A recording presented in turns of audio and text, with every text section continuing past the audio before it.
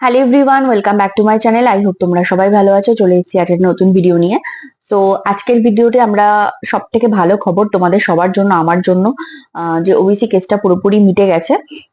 এই জিনিসটা নিয়ে আমরা 1.5 থেকে 2 বছর যেরকম সাফার করেছি, মানে সত্যি কথা বলতে 2 বছর হয়তো এক্স রিল্যাক্সেশন দিয়েছে, কিন্তু একটা মানুষের ধৈর্য, তার পরিশ্রম, তার সেই সেই মুহূর্তটা কেমন থাকবে বা সেই বছরটা কেমন গেছে, তার পরবর্তী বছরগুলো একভাবে নাও যেতে পারে, ঠিক আছে। তো সেই সব মিলিয়ে বিধ্বস্ত অবস্থার মধ্যে প্রত্যেকটা ছাত্রছাত্রী ছিল, শুধুমাত্র এক দুজন না।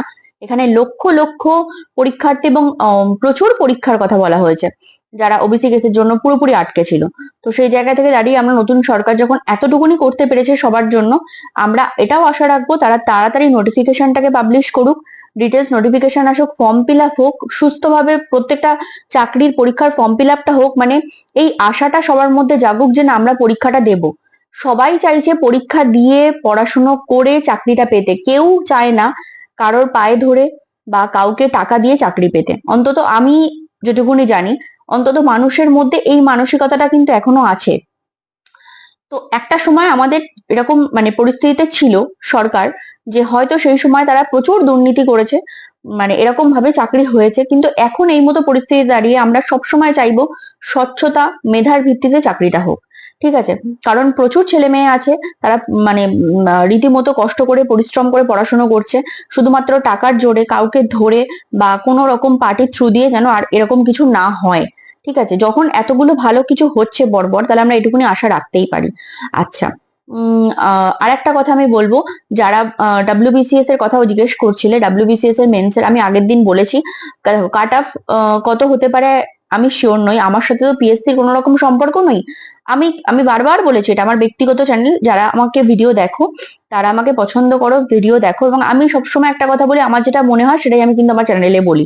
আমার মনে হয়েছে কাট অফ 105 থেকে 115 মধ্যে হতে পারে। এবার অনেকে বলছে আপনি অনেক বেশি বলছেন, এরকম প্রশ্ন এরকম নাও আসতে পারে, নাও আসতে পারে। একদমই আমি বলছি না যেটাই আসবে। কিছু মানুষ আছে যারা আমাকে জিজ্ঞেস করে যে কত হতে পারে, আমি সম্ভাবনার কথা বলছি, আমি এরকম বলছি না যে একদম এটাই আসবে। এটা সম্ভব না, এটা একমাত্র পিএসসি বলতে পারে, ঠিক আছে। এটা একমাত্র পিএসসি বলতে পারে। আমার মনে হয়েছে, দেখো কেউ না কেউ তো ফার্স্ট হয়। একটা প্রিলিমস পরীক্ষা, যেটা ডব্লিউবিসিএস প্রিলিমস হলো, সেখানে কিন্তু কেউ না কেউ ফার্স্ট হয়। হয়তো আমরা কাট অফের চিন্তা করি, কাট অফ এই পর্যন্ত নেমেছে, কিন্তু কেউ না কেউ কিন্তু অনেক ভালো মার্কস পায়, যেটা আমরা প্রত্যেকবার পরে হয়তো যখন পুরোপুরি নাম্বারটা দেখা যায় তখন দেখতে পাই। তাহলে কেউ না কেউ তো 115-20 বেশিও পাবে, নাকি সবাই একই রকম নাম্বার পাবে? আমার এটাই বক্তব্য, ঠিক আছে। তো আমরা কাট অফের চিন্তাটা পরে করি।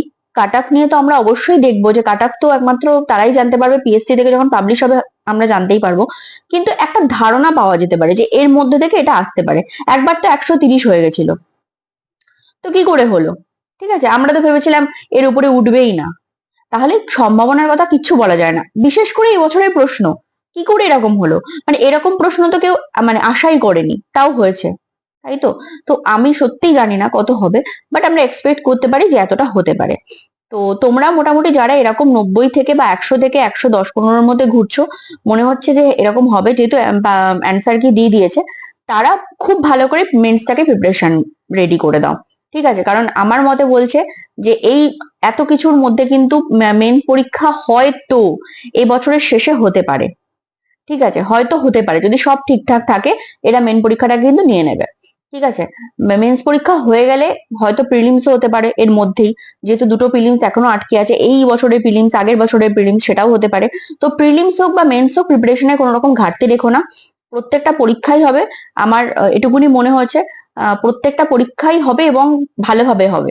তো প্রিপারেশনটাকে ভালো করে রাখো, কবে পরীক্ষা হবে, কবে হবে না, বা কি হবে, এত কিছু না ভেবে যখন পরপর সব জিনিসগুলো হচ্ছে এবং পজিটিভ হচ্ছে, তাহলে এটুকুনি ধরে নেওয়া যেতে পারে আমরা প্রিপারেশনটাকে ভালো করে কন্টিনিউ করি, ঠিক আছে। So thank you so much, দেখা হবে আরেকটা ভিডিওতে। ভালো থেকো, সুস্থ থেকো, সাবধানে থেকো। Thank you.